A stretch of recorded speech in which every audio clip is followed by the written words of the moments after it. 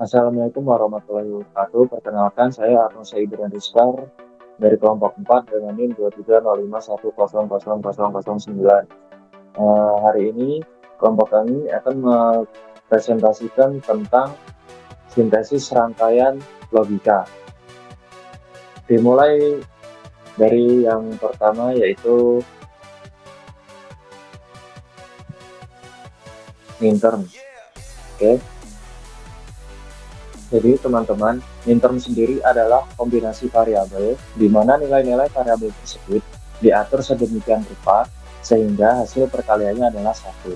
Minterm direpresentasikan dengan huruf N kecil sesuai dengan namanya. Di dalam ekspresi boolean mengandung literal yang lengkap dalam bentuk hasil kali. Nilai minterm sendiri berasal dari nilai variabel boolean. Jika nilai variabel boolean bernilai 1, maka diambil variabel tanpa melengkapinya.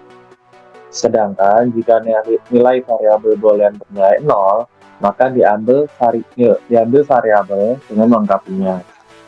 Untuk mempresentasikan suatu fungsi harus dilakukannya sebuah penjumlahan minterm yang biasa disebut dengan sum of product atau SOP.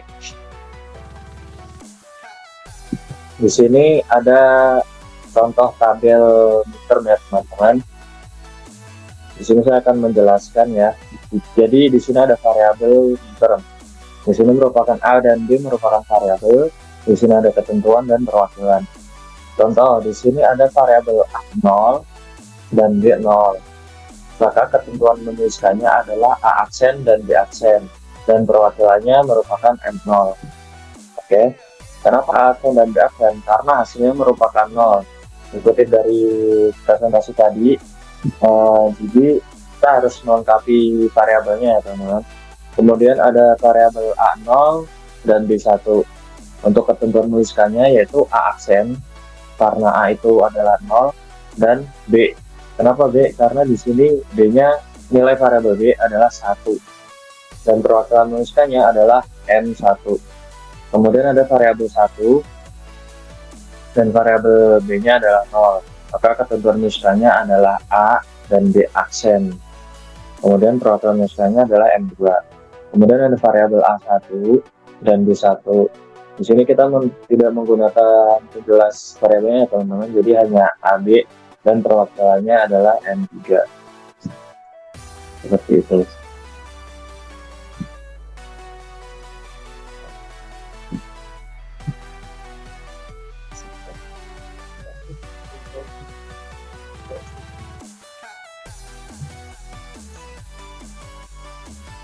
Selanjutnya adalah contoh soal minterm ya teman-teman. Jika terdapat 4 variabel boolean A, B, C, D dengan nilai A sama dengan 1, B sama dengan 1, C sama dengan 0, dan D sama dengan 1, tentukan minterm untuk nilai yang diberikan.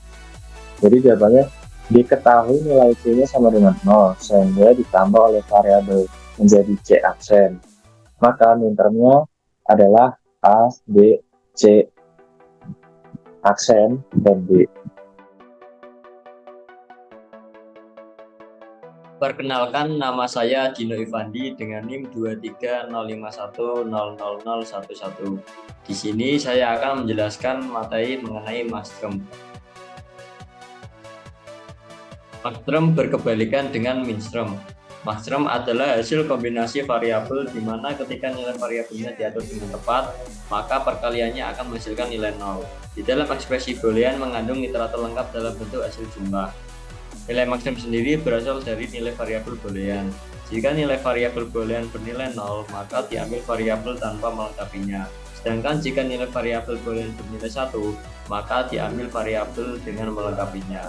Untuk mempresentasikan suatu fungsi, harus dilakukannya sebuah perkalian maksimum yang biasa disebut dengan product of sum atau POS. Berikut contoh tabel maksimum dua variabel. Jika variabel A0, B0, maka ketentuannya menjadi A plus B, perwakilan M0. Dan jika variabel A0, B1, maka ketentuannya menjadi A plus B aksen, perwakilan M1.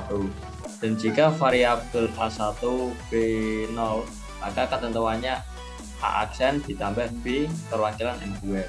Dan jika variabel A1 B1, maka ketentuannya menjadi A aksen ditambah B aksen perwakilan M3. Berikut contoh soal dari Magdrem. Jika terdapat 4 variabel boolean A, B, C, dan D dengan nilai A sama dengan 1, B sama dengan 1, C sama dengan 0, dan D sama dengan 1. Tentukan maksimum untuk nilai yang diberikan. Jawabannya, diketahui nilai A, B, dan D sama dengan 0, sehingga ditambah oleh variabel menjadi A aksen, B aksen, dan D aksen. Maka maksimumnya adalah A aksen, B aksen, C, D aksen. Sekian penjelasan mengenai maksimum. Terima kasih. Materi selanjutnya akan dilanjutkan oleh Adit, yaitu mengenai peta kanonik. Terima kasih. Baik, saya akan melanjutkan materi. Sebelumnya perkenalkan, nama saya Aditya Nagrawinara, NIM 23051034. Saya akan menjelaskan tentang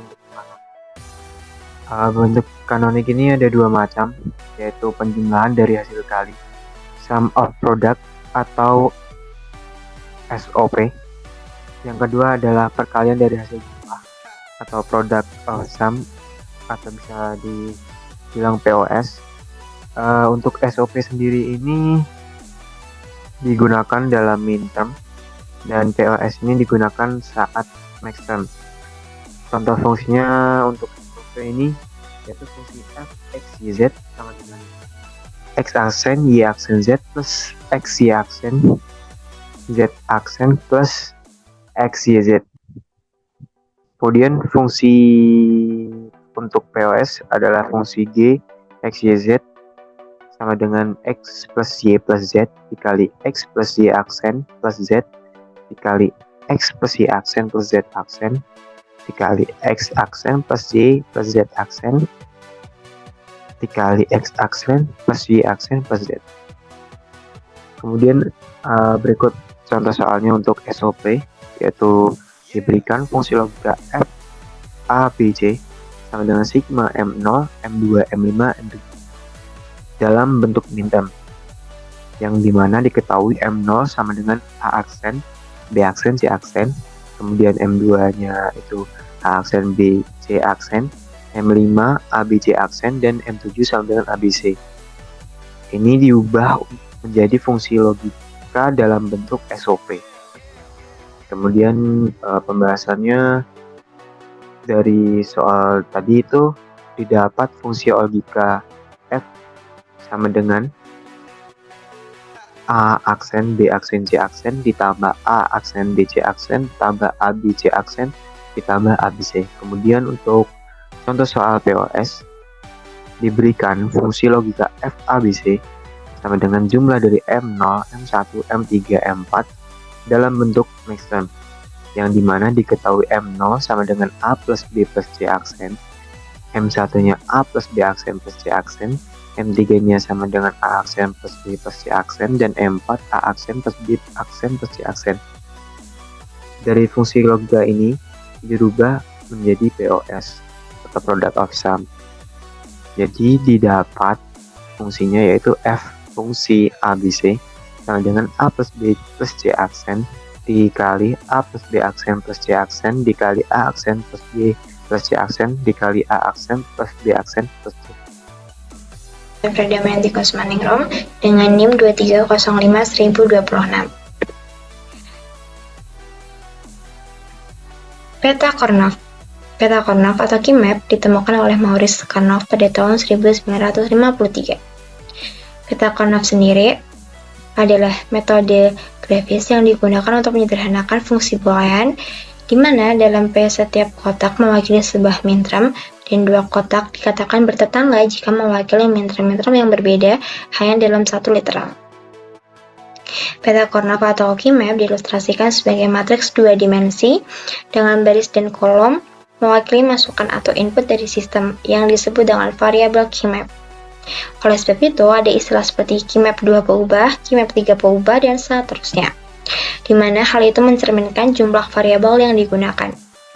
Penggunaan keymap efektif hanya sampai dengan 6 variabel. Untuk jumlah variabel lebih dari 6, penggunaan keymap tidak lagi direkomendasikan, karena akan memerlukan komputasi yang sangat tinggi, sehingga disarankan menggunakan program komputer khusus. Selanjutnya adalah peta Karnaugh dengan dua peubah, di mana peta Karnaugh dengan dua peubah adalah memiliki dua variabel, yaitu X dan Y, di mana masing-masing nilai X itu 0 dan 1 dan Y itu 0 dan 1. Kemudian peta Karnaugh dengan tiga peubah, di mana tiga peubah artinya memiliki tiga variabel, di mana X, Z, dan Z. X memiliki nilai 0 dan 1, kemudian ZZ memiliki 0, 0, 01, 11, dan 10. Selanjutnya, peta Karnaugh dengan 4 peubah, di mana memiliki 4 variabel W, X, Y, Z. Nilai WX 00, 01, 11, 10, kemudian ZZ-nya 00, 01, 11, 10. Urutannya yaitu M0, M1, M3, M2, kemudian N4, M5, M7, M6, di mana kemudian ada M12, M13, M15, M14, M8, M9, M11, M10. Materi selanjutnya dan slide selanjutnya akan disampaikan oleh teman saya. Terima kasih. Oke, Assalamualaikum warahmatullahi wabarakatuh. Kenalkan, nama saya Ahmad Bayu Haki dari kelompok 4 dengan NIM 2305 2022. Di sini saya akan melanjutkan pembahasan mengenai peta Karnaugh. Oke, lanjut ke soal. Diketahui persamaan boolean D sama dengan A aksen BC plus A aksen BC aksen plus ABC aksen plus ABC plus AB aksen C. Sederhanakan dengan metode keymap. Oke, yang pertama kita gambarkan dahulu tabelnya ya. Di sini kita akan membuat tabel keymap dengan 3 variabel, yaitu variabel A, B, dan C. Nah, di mana di sini adalah daerah A, lalu di sini adalah daerah BC. Nah, kemudian kita masukkan nilai-nilai dari variabelnya masing-masing. Di sini ada 00, di sini ada 01, di sini ada 11, di sini ada 10.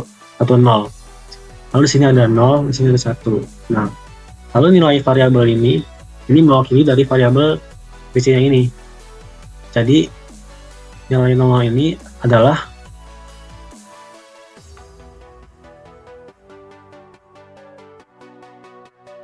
B aksen C.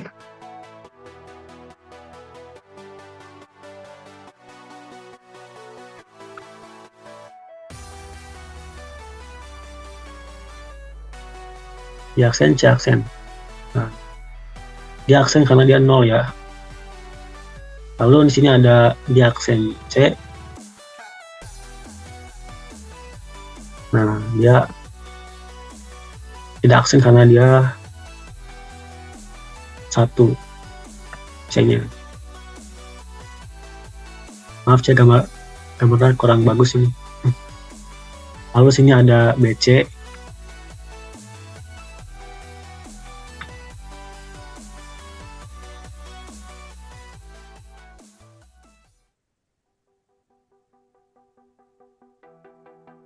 Lalu di sini ada D, C aksen.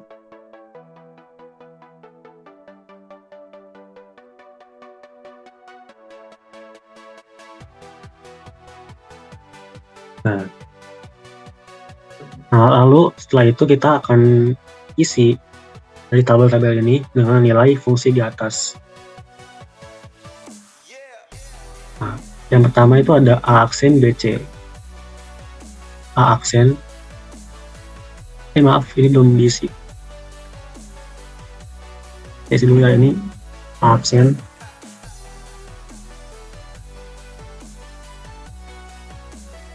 A aksen. Di A ya, teman-teman. Nah, oke. Isi dulu tadi A aksen BC. A aksen, BC. Nah, ini ya. Lalu yang kedua, A aksen, BC aksen. A aksen, BC aksen. Nih. Lalu yang ketiga, ABC aksen. A, BC aksen. Ini ya. Lalu yang keempat, ABC. ABC. Nih. Lalu yang kelima, ada AB aksen C. A, B aksen C. Ini ya. Oke. Lalu apa setelah itu? Lalu setelah itu kita isi ya nilai yang kosong ini dengan angka 0. Nah.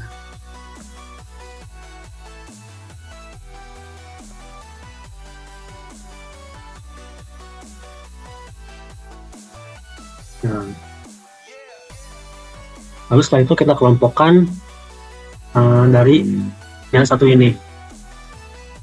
Dikutip dari akademia.edu, aturan pengelompokan harus kelipatan 2, seperti 2, 4, 8, 16, dan seterusnya.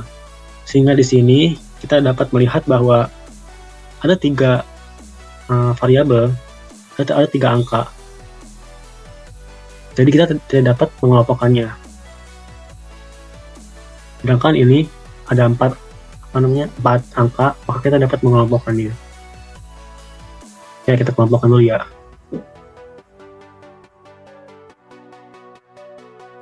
Nah, ini kita tulis sebagai kelompok 1.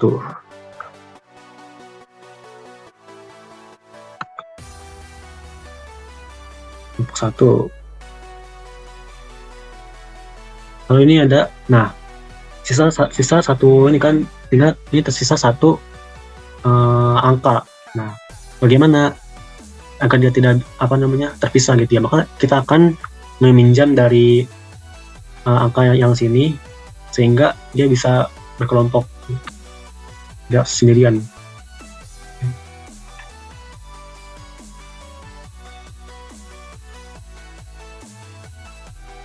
Ini kita tulis sebagai kelompok 2. Karena memang aturannya boleh dipinjam dari kelompok, dari anggota dari kelompok yang sudah dibuat. Nah, oke. Lalu selanjutnya ini kita akan mencari ya, akan menyederhanakan fungsi-fungsi yang dari kelompok 1 dan kelompok 2. Nah,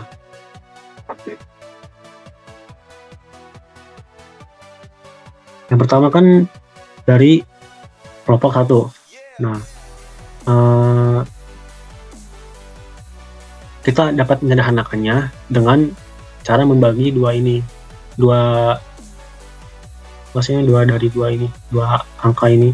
Nah, di sini ada variabel BC dan juga variabel BC aksen.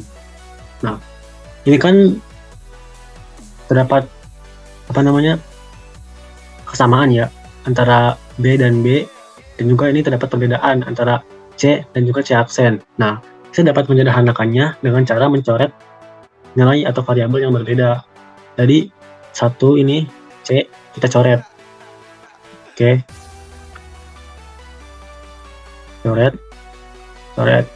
Nah, sehingga tersisa variabel B kan yang sama ini. Maka kita tulis jadi variabel B. Oke, fungsi D sama dengan variabel B ya. Jadi dari kelompok ini, kelompok 1 kita dapat menuliskan fungsinya itu yaitu B. Nah, lalu dari kelompok 2 ini kan kita bagi 2 dulu ya. Nah, ini kan dia ada di daerah B aksen C dan juga daerah BC. Nah, kalau kita cari nilai yang samanya dan kita coret yang nilai yang berbedanya. Nilai yang samanya itu adalah C dan C, ya kan? Nah, lalu yang berbeda itu kan B aksen dan juga B. Kali ini kita coret.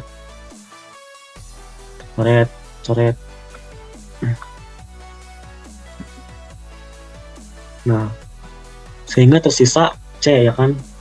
Nah, oke, lalu selanjutnya karena ini dia ada di dalam daerah A, dia searah dengan A, maka A ini juga ikut.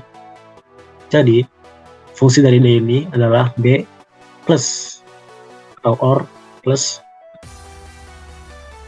dari fungsi kelompok 2 yaitu A plus A dan C.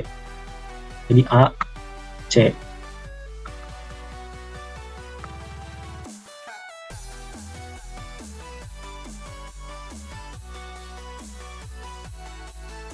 Oke.